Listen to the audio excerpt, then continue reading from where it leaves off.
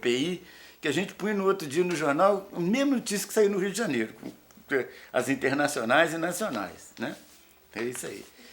Em 58, quando o Brasil ganhou o campeonato mundial, nós fizemos uma aventura. Nós fizemos o jornal todo e deixamos a primeira página, fizemos toda, Brasil campeão, tá, tudo bonito, tivemos que imprimir 3 vezes aquilo para botar a cor, verde, amarelo e azul na capa, e deixamos só um espaço pequenininho para comentar o jogo e um lugar grande para colocar o placar. 2 horas depois que o Brasil foi campeão, o Diário Doce saiu na rua com a edição. Isso foi um fato, um feito, né, fantástico desse jornal. Que eu acho assim, é um heróico jornal, o Diário Doce, né? Até hoje nunca falhou, está sempre aí, apesar de todas as dificuldades pelas quais ele já passou, troca de donos, essa coisa toda, né? Mas ele sempre se manteve ali naquela coisa. Aí em 83 eu saí daqui. Eu fui para o Rio de Janeiro, andei para todos os outros lados, aí fiquei fora de Valadares e retornei agora em 2000, quando eu me aposentei. E fui trabalhar lá no frigorífico, que foi a coisa que eu comecei na minha vida, né, a fazer. Eu comecei lá, chamava Matiza, né, que era dos irmãos Faria. Também o Januário Faria era um dos sócios do jornal. Chamava Matiza, né? Quando eu estava na Matiza, foi que o Almir me chamou para ajudá-lo nesse projeto dos tijolos. Eu fui para lá. Tá? E de lá eu saí para fazer a Cetal, essa empresa de construção. Da Cetal eu saí para ir voltar no Diário Rio Doce. Em 83 eu saí daqui, fui para... Andei pelo Rio de Janeiro, pelo Paraguai, pela Bahia, por um tanto de canto, né? E quando eu aposentei, voltei para cá, em 2002. Em 2000 vieram vocês, né? Primeiro. E em 2002 eu vim depois. Porque eu trouxe isso para cá por causa de questão de estudo, etc. A gente estava lá em Nanuque, as perspectivas eram muito poucas. Né? É mais ou menos isso aí. Se eu tiver mais alguma coisa para perguntar... Eu tenho outra pergunta. Por exemplo, você falou o nome do redator, né, do combate, era quem? Era o Carlos Olavo. Carlos Olavo é vivo? Como que é? Eu disse aqui que eu não sei qual foi o paradeiro dele. Tá. Né? Eu soube, numa época, que eles tinham fugido. Né? E que teriam tido notícia dele no Paraguai, eu não sei em qual lugar aí, mas nada de concreto, né? O que parece é que esse negócio de fugido foi outra coisa. Eu acho que eles deram um fim dele aí, né? na Revolução. Mas ele era casado, tinha família? Tinha, casado, tinha família. A família dele não vive mais não? Não sei, não conheço. Depois daquela época, me afastei disso aí, né? As coisas mudaram todas, completamente. Há não sei se poderia ser tese, uma hipótese talvez, né? De que tanto esse movimento, né, do Sem Terra, quanto também a união dos ruralistas contra, né, essa coisa do socialismo e tal, tenha tido um início aqui em Valadares. Isso tem sentido? Olha, acontece o seguinte, Valadares tem e teve sempre um povo muito barrista, né? As pessoas gostam sempre de dizer que aqui foi o primeiro e tal, etc. Eu não acredito nisso. Um Brasil desse tamanho, com tamanho do problema social que a gente vivia, né? Principalmente nesses estados de latifúndios, como era Mato Grosso, Goiás, esses lados aí, né? Tanto que a UDR forte é onde? É lá no centro-oeste, né? Então, aqui teve uma participação ativa, essa coisa que a gente está falando, da Dona Aurita, de mais outras pessoas, esse negócio de buscar arma, aqui teve um movimento muito forte. Mas eu acho que nos outros lugares também tinha. Era né? paralela, talvez uma coisa assim. Eu acho que sim. Porque o que eu tinha ouvido uma época é que, por exemplo, a marcha, né, com Deus, pela família, essa coisa toda, começou aqui e foi ganhando âmbito, e aí foi alastrando mesmo, né, e tal. Mas a gente não consegue, de fato, precisar isso e falar, não, né? Eu também não sei. Só se diz, né? Como eu disse a você, eu não tenho nenhuma informação concreta disso, né, que isso tenha sido realmente, que tenha tido origem aqui, né, não tem. Aqui houve uma participação muito grande, que basta dizer que se fundou um jornal para fazer Você isso, chegou a né? ver aquele filme do Eduardo Coutinho, sobre Caso Marcado para Morrer? Não. Interessante. Depois eu vou ver se eu consigo a cópia do senhor. Ah, tá. Porque ele relata algumas coisas e tem essa tensão. Uhum. Justamente essa tensão do meio ruralista, né? Com os fazendeiros e tal, aquela coisa toda. E que tem um pouco dessa história também, da marcha, na época, e é mais ou menos a época que acontecia aqui também. Uhum. Eu não tenho certeza, eu duvido muito que isso tenha sido original aqui, né? Inventado aqui, acho que não. Você tinha centros de muito maior agitação, como Rio de Janeiro e São Paulo, né? E tal, que deve ter, onde a gente deve ter se espelhado para fazer isso. Porque aqui, por exemplo, aqui era a zona rural, então, por exemplo, essas tensões poderiam ser muito mais fortes aqui do que na própria capital. Chegou lá como mas é o que eu estou dizendo, né? A insurreição mesmo, você vê, lembra quando foi o problema do impeachment do Collor? Né? Começou em Rio, São Paulo e tal, de repente o Brasil todo estava levantando, pintando a cara de verde e amarelo e tal, um tipo da cópia, né? Daquela coisa que parece até que nem é cópia, parece uma onda evolutiva que invade, assim, né? Vem e vai tomando conta das pessoas, da mente e do momento, né? Daquele momento. Só uma coisa interessante para eu contar para vocês com relação ao clube, ao Minas Clube e tal, né? Naquela época, era a época das bicicletas, né? Não tinha, eram pouquíssimos automóveis aqui. Tinha uns Fordzinhos por aí e tal, né? E as festas lá eram muito interessantes.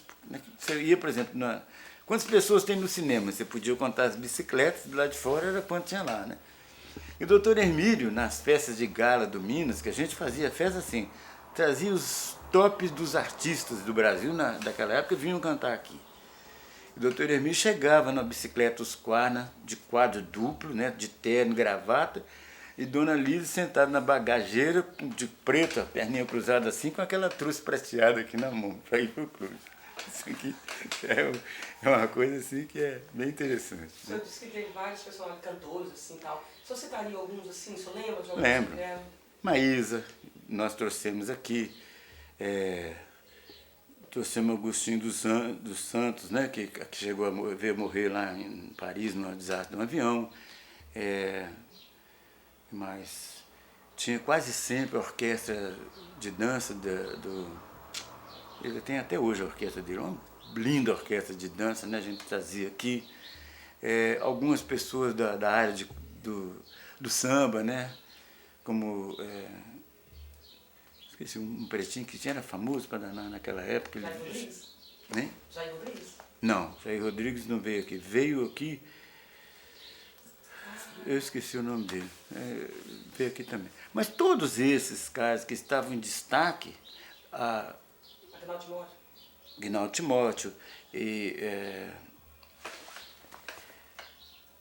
tem uma cantora famosa que era daquela época, gente. Aconteceu até um fato interessante com ela e comigo, porque na época ela vinha cantar aqui e não houve o avião da carreira. O avião da carreira tinha chovido muito, eles não vieram. Então peguei um táxi aéreo que fui buscá-la lá em Belo Horizonte. E deixei o avião lá no aeroporto, fui lá no hotel buscá-la e tal. Enquanto ela estava se aprontando e tal, nós começamos a conversar e eu falei com ela da minha namorada e ela falou comigo que ia cantar uma música inédita que ela nunca que ia lançar ainda, que ela ia cantar para mim e para minha namorada. Aí quando chegou durante a festa aqui, ela realmente cantou aquela música. Palavras são... Elisete Cardoso. Foi lá na nossa mesa e cantou essa música para nós dois. Foi a primeira vez que essa música foi cantada no Brasil. O que acontecia, por exemplo, o senhor citou nos grandes centros, né? Basicamente São Paulo e Rio de Janeiro, o que acontecia lá, não só relacionado à política, mas, por exemplo, essa coisa da moda, né? Tinha repercussão aqui em Valadares, chegava aqui... Era bem retardado, para você fazer uma ideia. Só tá. Trocar a fita. Trocar a fita. Ah, tá.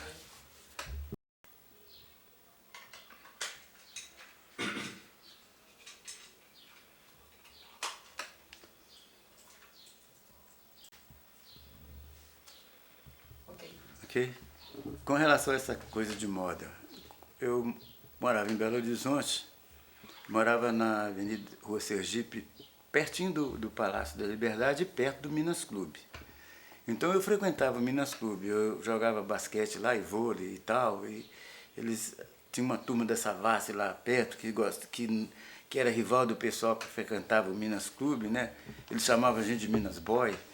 E isso, de 50 a 58, né, nesse período, a gente já, embora vocês não possam acreditar, eu tinha um cachimbo que caía aqui na testa, né, eu andava assim, ele balançava com aquele grostório encostado aqui, já usava jeans, né, minha camisa com um pentezinho aqui. Quando eu vim para cá, a maioria desses rapazes que usavam, que moravam, que trabalhavam, com os quais eu fui conviver, que era mais ou menos a minha idade, usava todo mundo calça caque. A maioria, todo mundo de calça caque. Então, quando eu comecei a namorar a Maria do Carmo, que via ser minha esposa depois, né, o pai dela não queria deixar de jeito nenhum, porque eu era um sujeito perdido, né? Eu tinha vindo lá de Belo Horizonte, eu não prestava, as minhas roupas eram diferentes, eu não era um cara de confiança para casar com a filha dela. Então, você vê que demora um pouco, né? Não é assim, então, considerando que isso não vale para hoje, porque né, hoje você tem a televisão que lança lá hoje, amanhã as meninas estão usando aqui, né? Cabelo muda, a novela muda tudo, muda a roupa, muda o cabelo, muda o jeito de andar. Mas naquela época, até chegar aqui, só tinha rádio. Pela rádio você não via, né, a moda, não via os costumes das pessoas. Das mulheres a mesma coisa? É a mesma coisa, mesma coisa. Vou falar em rádio, antes da gente entrar nessa questão. Zona Boêmia. Era um colosso. Qual a lembrança que o senhor tem da Zona Boêmia de Valadares? Como é que era isso? A relação dessas mulheres que atuavam na Zona Boêmia com as mulheres da sociedade? Como é que era isso? Como é que era o clima? Essa coisa a Zona Boêmia de Valadares, naquela época, era uma das mais famosas do Brasil, né? Tinha duas casas principais aqui, que era da Rosa, a primeira, e depois a da Glória. A Rosa, inclusive, tem um barzinho aqui nessa rua aqui até hoje. Ela tá com um bar aqui que agora ela até passou para frente. Mas a Zona Boêmia aqui tinha uma característica interessante. Por exemplo, Orlando Silva e Silvio Caldas, eles tinham o costume de vir aqui e ficar aqui cantando, e tocando e bebendo junto com o pessoal lá. E aí a turma, os homens daqui, tudo para lá mesmo, né? Não tinha erro. E eram assim, mulheres famosas, né? Incrivelmente lindas, tinha umas gaúchas que a Rosa trazia lá não sei de onde. Inclusive, um cunhado meu foi assassinado lá por uma dessas mulheres, por ciúme. Chamava Henrique, era médico veterinário, era casado com uma irmã da Maria do Carmo, que era minha esposa. Mas o Henrique era um boêmio completamente perdido, né? Ele não tinha... E ele arranjou uma amante lá, que era uma gaúcha, e por sinal a gente chamava ela de gaúcha, e essa gaúcha desconfiou que ele estava com caso com uma outra mulher, e disse que ia matar, pegou um revólver, abriu a camisa e falou assim, então atira, e foi andando pro lado dela, atira, ela atirou mesmo, matou ele. Essa coisa inteira. E tem outro lado, por exemplo, um outro cunhado meu, Nilton Varenga, casou-se com uma menina de lá. Hoje ela está aqui, ela chama Nelly, parece que ela dá aula na faculdade, formou aí e tal, né? Ela foi completamente integrada à sociedade e uma das pessoas que ajudou nessa integração fomos eu e a minha mulher, porque nós fomos as primeiras pessoas que tiveram coragem de sair com meu cunhado, com ela e ir para o Minas, ir para outros lugares aí, para, né, enfrentar a sociedade. Ela acabou sendo aceita. O Nilton morreu, ela casou com um outro rapaz aí, não sei, e acabou estudando, se formando e é professora. Não sei onde que ela onde ela é professora hoje, mas ela se integrou, saiu de lá e veio para cá. Era assim, né? As mulheres daqui tinham pavor, né, daquilo lá, porque as mulheres eram um concorrente forte, elas eram bem arrumadas. Naquele tempo a gente não tinha AIDS, não tinha nada disso, né? Não tinha perigo nenhum. Esse Orlando Lingoto, que foi diretor do banco aqui, Pastoril, né, chamava naquela época, ele tinha um amante lá, E no dia que ele casou, foi preciso de a gente ir para lá, uma turma de gente, para segurar a amante dele lá, para ela não vir atrapalhar o casamento dele aqui. Isso era coisa assim, né? Que acontece. O episódio do cavalo fala bem, né? Porque a charrete daqui, tudo para lá. Você pegava uma charrete, ela já tomava o caminho. Qualidade das bebidas lá que serviam. Mas a gente nem discutia muito isso não, porque o clima era de... Sabe o que acontece? É o seguinte, quando você está num ambiente desse, a qualidade não é importante, o importante é a tontura, como diz. Né? Quando você tem a tontura, está tudo bem, pode ser qualquer coisa que for, não faz muita diferença não. Porque a bebida também lá te dá coragem, né? Você tirar uma mulher daquela para dançar, esse bolero que tem aí fala perfeitamente, é como se você vivesse naquele ambiente. Você conhece o bolero? Sentindo frio em minha alma, né? Tá? Com a cabeça cheia de uísque com guaraná, para ter coragem de chamar as mulheres para se desenvolver. Então, é isso aí. A função da bebida era essa. Não era ser gostosa, não era para ser saboreada, né? Nada disso. Então eu podia misturar aquilo lá do jeito que fosse, estava ótimo. A gente achava muito bom. A Rosinha faleceu umas 2 semanas atrás. A Rosa aqui? Uhum. Nossa, ela já estava doente, né? Com câncer. A Rosa, quando ela montou isso aqui, e eu passei ali um dia com a Marília, ela me falou, Lúcio, aí sentou lá e começou a contar para a Marília as minhas aventuras todas. Mas a Marília levou numa boca, tinha muitos anos, e a gente passava lá, ela sempre tinha que parar a gente lá para conversar. Eu não estou sabendo disso não, hein?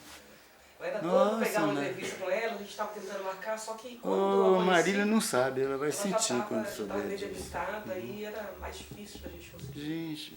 Porque ela tinha história, muita coisa. Tinha, nossa mãe, lá naquele coisa dela. Essa é a história do casamento do Orlando mesmo, foi lá, a mulher do Orlando era lá da casa dela. Né? Foi um drama aquilo lá. E a respeito da aceitação das esposas, como é que era? Elas aceitavam bem essa... Você tá bem? Rapaz, a minha não aceitava não, agora das outras não sei. Não, porque tipo assim, a gente presencia alguns casos que, tipo assim, às vezes as mulheres até aceitavam, né? Mas eu não acredito nisso não. O que acontece é o seguinte, deixa eu falar sobre mulheres, né? Algumas mulheres que não têm uma segurança, né, e não têm uma autonomia de vida, não tem nada, elas preferem fingir que não sabem porque continuam vivendo, tá certo? As outras que têm um pouco mais de personalidade ou que têm capacidade de autonomia, de sobreviver, não aceitam, simplesmente, né, desfazem. Então você repara, a quantidade de separações hoje é muito maior do que naquele tempo. Por quê? Porque as mulheres de hoje são muito mais autossuficientes do que elas eram antes. Simplesmente por isso. Não existe nenhum mistério social no divórcio, nessa separação. É somente isso. Né? Quando não tinha mulher, antigamente saía de dentro de casa para lavar, costurar e fazer filho. Né? Não tinha outra função. Era dependência muito grande. Muita dependência. A dependência era imensa. Né? Hoje não. Não era bem aceitação, era porque não tinha outra saída. Não tinha outra saída, não tinha alternativa, né? Sou Lúcio. Quanto à violência, quando o senhor veio para cá, né, da primeira ou da segunda vez, nas segundas etapas, né, que o senhor veio para cá, que esteve aqui, a cidade era muito violenta? Olha, eu acho que não. Primeiro é o seguinte, na primeira época que eu estive aqui, a cidade não tinha calçamento, não tinha luz elétrica e nem tinha água, né? A gente andava na bicicleta com dínamo atrás para iluminar a rua. E a gente não ousava ficar na rua mais do que o tempo da sessão de cinema. Naquela época, Sotero Ramos, que é essa família daí dos Ramos, eles tinham um cinema aqui perto, onde hoje é a praça ali do Banco do Brasil, etc. E tinha um grupo gerador. E ele fornecia energia para algumas ruas, casas, etc., que interessava para ele para poder passar o filme. 10 horas ele desligava aquele trem e todo mundo ia para casa. Né? Então esse era o esquema. A água, eu me lembro lá na minha casa, eu morava em frente à praça de esportes. Só um pouquinho. Deixa ele passar. Tá. A questão da água. Eu morava em frente Passou ainda não. Era bom, né? A água a gente obtinha da seguinte forma.